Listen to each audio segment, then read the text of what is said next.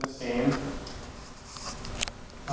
My understanding is Wasatch County has approved their part in the unincorporated county. This is a conditional use request. It's not a legislative request. Conditional uses are supposed to be approved if the petitioner can show that the issues that are in the ordinance have been properly mitigated. So it's not a question of, should we or should we not. It's, how do we approve this? At the public hearing, the Planning Commission asked for 5 things that have been provided. One is an alternative route. The alternative routes that have been considered. Second one is the noise level of the line buzz. The third one is the substation drawings that were given to the county. The substation is not within the city limits. It is not part of the approval request tonight. It's just for information. The fourth one was to have some committee members from the Power Board be here to answer any questions that come up and to provide a copy of Rocky Mountain Power and Heber Planning Power contract. Those have all been provided. And so tonight is the second public hearing, so when it's appropriate, open that up, gather public input. Heber Planning Power, if I could invite you, if it's appropriate, to come up and you could fill in the gaps of what I presented and help us understand what we're looking at. Please do. Yeah, come on and give us your name and maybe you can, before we open the hearing for the second time, maybe you can address some of those things that we asked you to address from the first public hearing.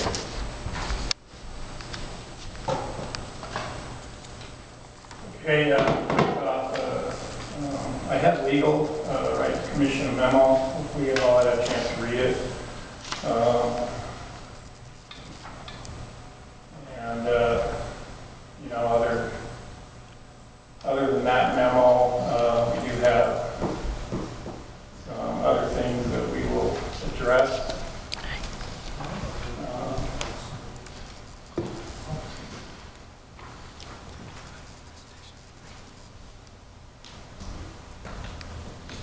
Let's see that. Right. Presentation. So we just barely received that late this afternoon. How was it that? I think you're close there. And I, for one, haven't had a chance to read it yet. I don't know who else has had a chance to read it, but I, for one, haven't had a chance to read it yet.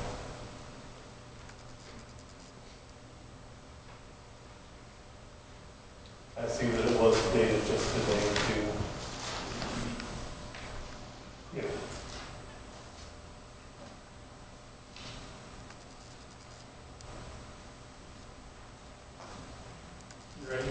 And I see that it's 7 pages long. Wow. Yeah, I haven't had a chance to read that at all. So yeah, anytime you're ready, go ahead. I'll just briefly cover, why the problem is necessary. At the end of the day, we've outgrown our 46 kV system, our Could you interconnection. state your name at the beginning? Jason North, General Manager, Heber Planning Power. Okay, thank you. So we've outgrown the 46 kV connection that we have over in Midway by the cemetery. Going way back, we approved, started working with the transmission company in the state of Utah, which is Rocky Mountain Power, on how to go about upgrading that point of delivery, apply for a new point of delivery, because the valley only has one point of delivery, which makes it extremely risky in case of wildfires or anything else that could take that point of delivery out.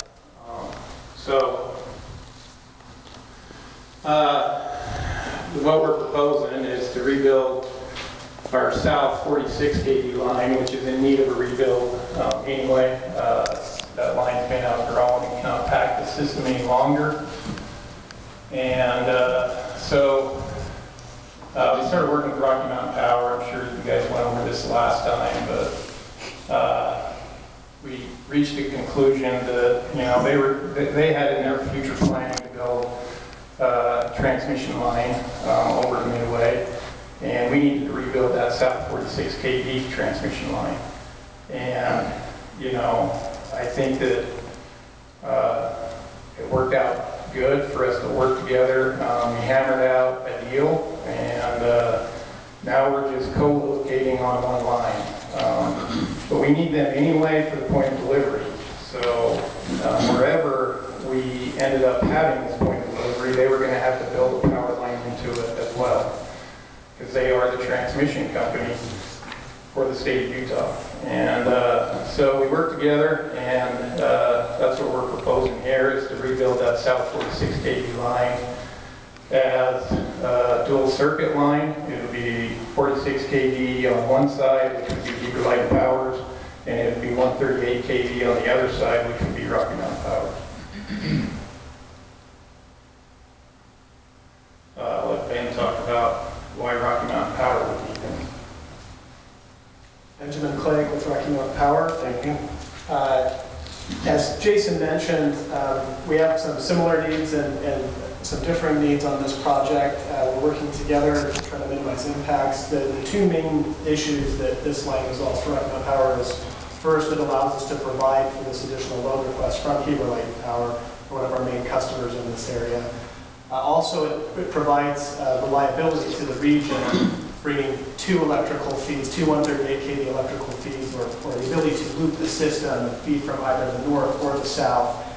In addition to Heber Planning Power being a major customer, we also have customers in the north end of this valley, as well as Wallsburg and other areas. This is a very needed project for us as well. And working together allows us to minimize those facilities throughout this county.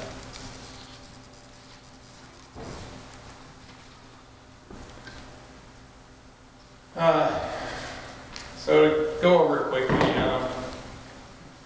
I already talked about Rocky Mountain Power is Heber Planning Power's transmission provider.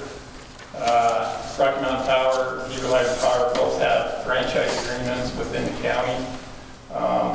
Heber Planning Power is owned by Heber City, Midway City, and City of Charleston. So, you know, Heber City is an owner of Heber Planning Power. We requested this new point of delivery, and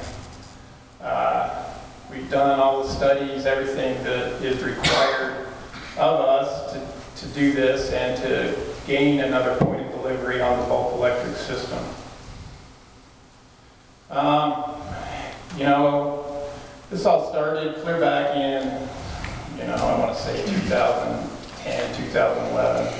Power companies are known for planning, and you know, we've been working on this for a long time.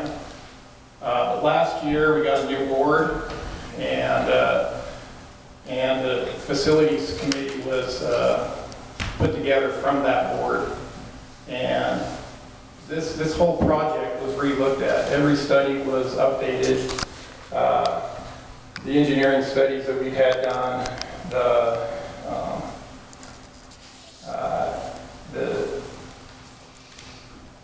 routing, the size of structure, why it's necessary, all of that stuff was looked at.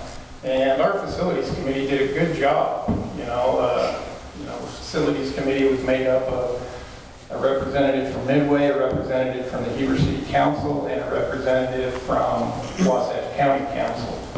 And they literally looked at every structure along this route and really came up with some good recommendations. And the biggest one, quite honestly, is they recommended the power board to remove all the distribution underbuild through various sections, and all of Heber City is in one of those various sections. So all of the distribution in Heber City is going to get put underground, and that will be on our ratepayers. That was just minimizing it And, you know, that's going to go into rate base. So that was a tough decision for them. But they made it so that these poles could be shorter if commissions like yourselves wanted them to be shorter. And, you know, it also removed a lot of wires and just cross arms, communication cables that are on those poles. So really cleaned up the underside of these poles. They wanted all wood poles on all standard tangents. We want to allow heights, so spans are as long as possible. So whenever you're building the power line, the higher you can go, the longer you can span, because the distance from the ground to the bottom wire is what we have to meet in the National Electric Code. So, you know, height is not necessarily a bad thing if you're removing a few poles with every straight run. The committee recommended dull non-specular conductor.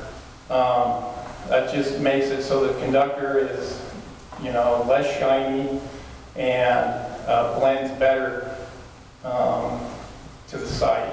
And then the other big thing was to relocate the point of delivery substation. The point of delivery substation was going to be located in Heber City between the event center and the train. So, you know, they relocated that out to outside the city limits and next to the proposed bypass route. And also wood and wood-colored cross arms where needed. Now in Heber, we're pulling all of the distribution off, so there won't be any wood cross arms. But we will go with a wood-colored cross arm out in certain portions of the county down through the sewer district area where it's really hard to underground down there. There'll be wood-colored cross arms. And then the board took action on all of those things the facilities committee recommended. But prior to that, they had us study underground costs. And so we got an independent engineering firm that had just done an undergrounding project at Lower Valley Electric up by Jackson Hole to do a study on what that cost would be. And they also made us refresh the Heber Planning Power 46 kV load flow study. And that was done by another engineering firm, Intermountain Professional Engineers out of Salt Lake. And they also wanted to make sure this was a necessary thing for the company, so they had a load and energy forecast done by Utility Financial Solutions. And that's just, you know, are we growing to a point where we need to do a project like this? And how necessary is it? All of those studies came back to say this is a very necessary project. We're putting our electric system at risk and reliability at a great risk if this project does not get done.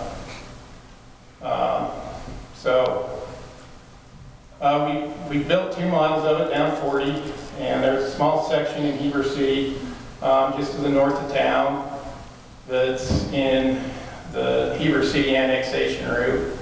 And you know, that's just heading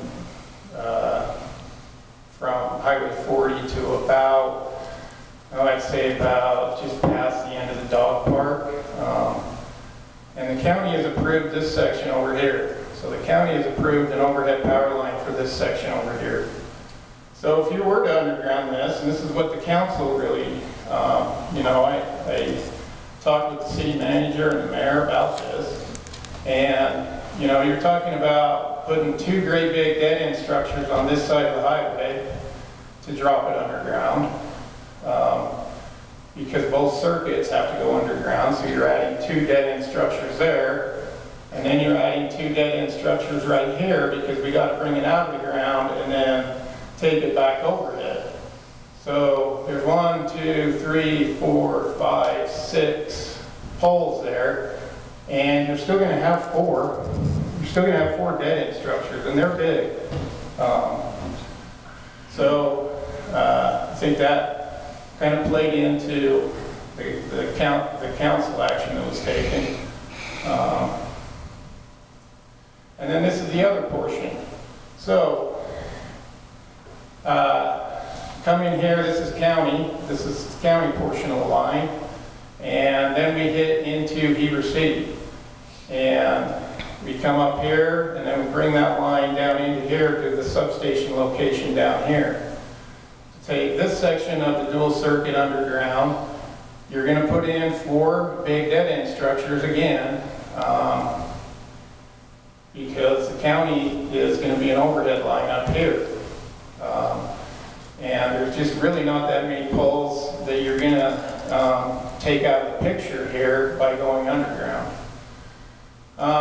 There's already a 46 kV line here. We're not asking to do double circuit down here. This is a 46 kV line right now. It's going to be a 46 kV line when we're done. But that line is old and it does need rebuilt. And so it needs new poles and new conductor. But the overall line is not going to change other than that. It's 46 kV transmission line now. It will be a 46 kV transmission line when we're done. Same with this section right here and this section as well. Now when we came in 2017 to the Board of Adjustments, this was all going to be dual circuit 138 46 kV. And this substation was going to be about that big in here. Now that substation isn't going to grow at all. It's going to stay just that size. And there won't be a dual circuit line coming this way. So that dual circuit line, when we came in 2017, was going to come in here to the substation and then back out. Now we moved the substation, so this all just stays a single phase 46 kV line all the way through this event center complex and then down this 650 South Road.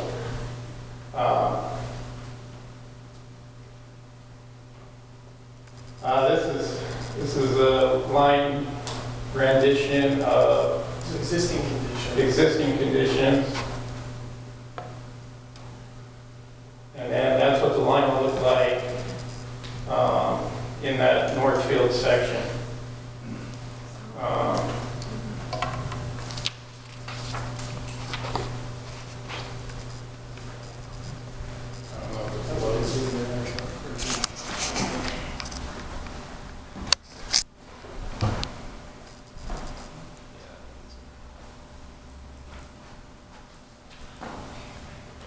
So this is existing conditions.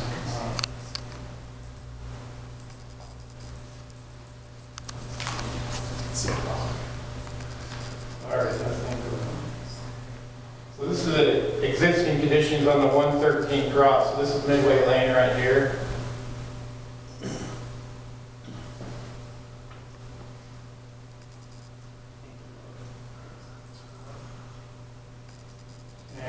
This is what the line will look like at that 113 crossing when we get done. And the computer's not liking this big picture file right now, but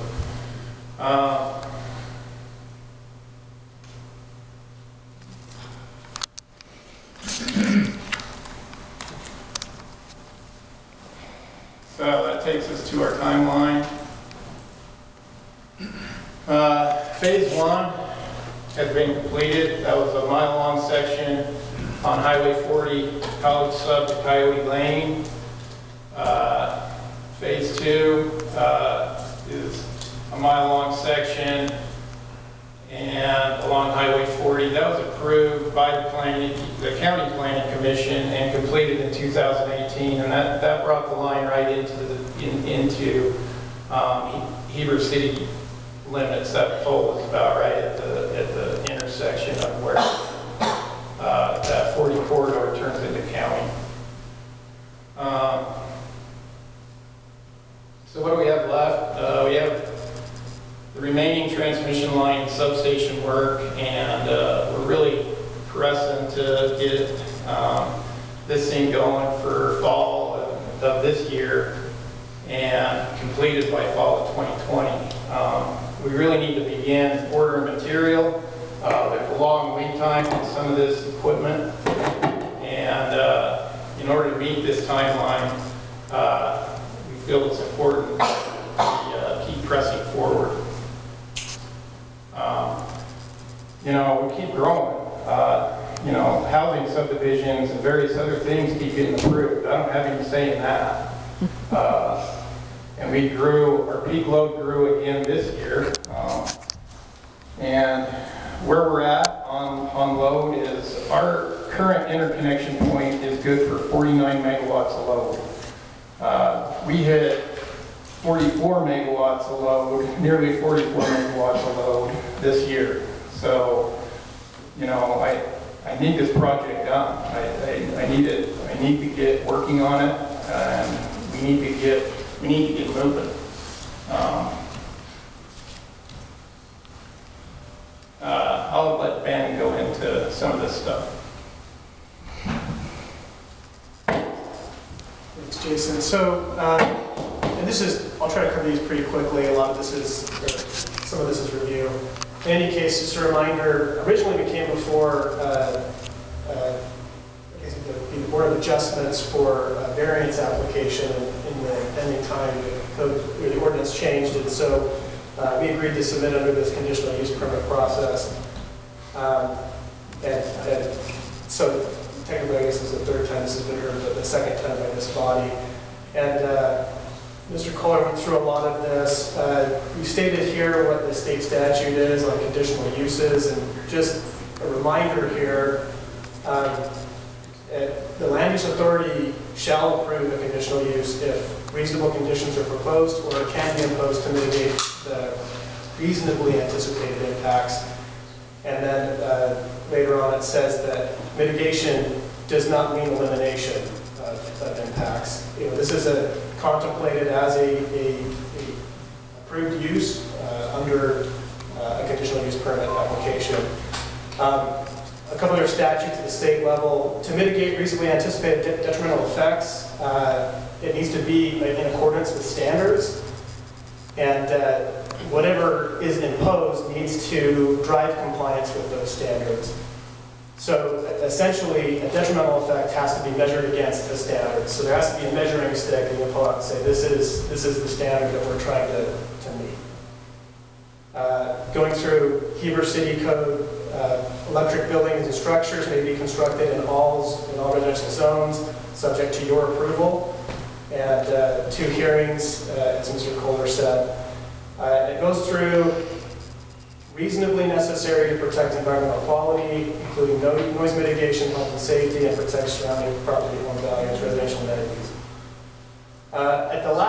At the hearing we had, you had in June, you asked us to get some information and provide something on the noise aspect of things.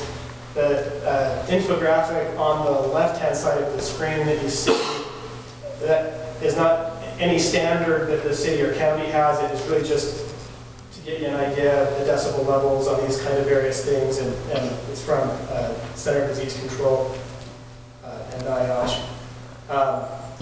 And then we went out and acquired measurements on a similar line, recently constructed. We framed similarly as the line that we have proposed. There's 3 separate locations there. You can see on the first and the third location that's listed, the highest reading, I think, is 49, drops off to the low 40s. And then the second reading, showing the highest is below 40, I think 38 is what it says. One thing to note is it's not possible with this equipment to determine the source of whatever noise is being measured. So it could be, wind through whatever foliage there, or vehicle driving by. There was a slight audible noise to the person who was there at locations 1 and 3, and couldn't really hear much of anything at the second one. So that assumes to be kind of the ambient noise baseline. But again, going back to this, we've included this noise level by decibels from NIOSH. However, that's not really a standard that applies, and it's lower than anything that's recommended there. I don't see a standard at the city or the county level as it applies to decibel levels for sound generation. One of the questions that was asked at the last hearing was to provide some information on the substation. And we talked about this briefly earlier. This is actually in county. We're providing this informationally. The bypass, the planned future bypass corridor is on the right-hand side of this, on the east side.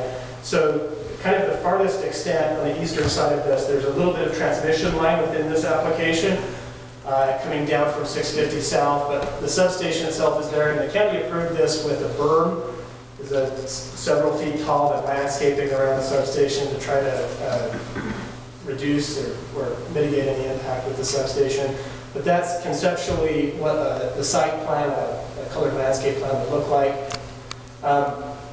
We included this. This was provided as part of the county application.